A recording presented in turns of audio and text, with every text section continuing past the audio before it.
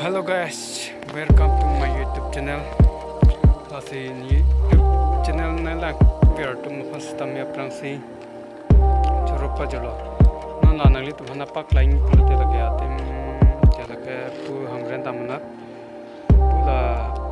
non la tawar mi ko banai na lagi sona ten pak lain pa non nili. Lang me frajide ho nangli tamta thaglong lok ta ba pui la si lang me ma lang ma mohla comment box song nang than thade ha yo dem na kle lo yo wang chet chala de ha don norli tum oi ho ang met tan ya la ta di la ang met tan guys tum mane ne ya video ko banai pa ding ya man ni ta la da khadin pupen rak peloma nama dak thaklong lo ma se location mapping ma se guys tum amala sin nangli tum hasta me asap sovet postita me nangli to hana pak line pula la si ya mane adim na pak lang no nangli tum ha ekdom lang mit tanan jo las nangli tum ta me na humri ta me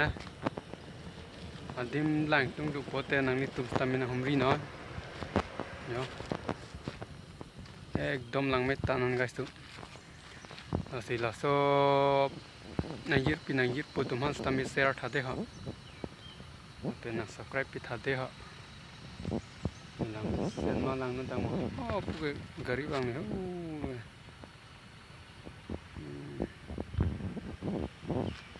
amala si video pa ding lo guys amala si pinya bangala pan hello amala si mo next or ni le tong sorong na mane ni ta ladak asap sobe tamin ali than video na wan pile ya mane da ekdom dim lang mis se na man ta ke theklo pa ni mane ning sam pik mane ekdom he ning group sele da theklo lok pa ni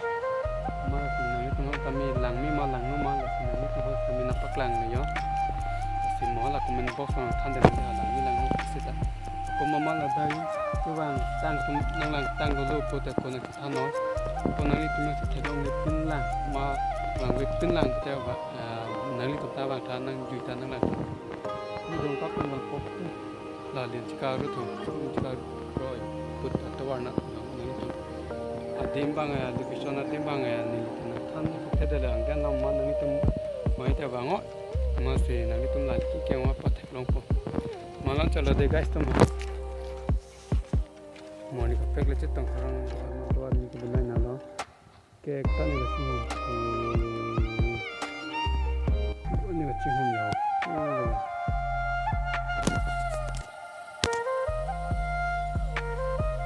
asinali tam tay adagi sonang lang pe ekdom lang met tan yo inglo asinali tam tanang ju ek thanang lai tha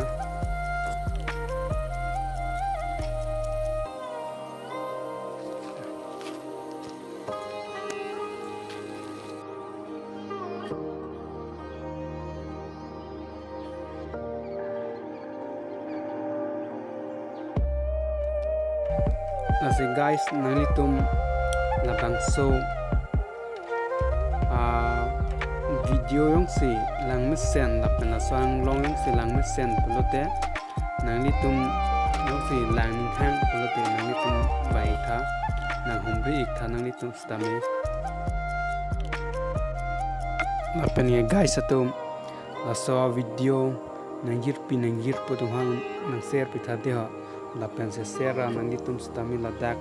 adim pang thegra la pen anis tum da nang juitha kana bolon tum ka lang mi ma la pen nang tum like la pen subscribe pi vek that de ha chalo de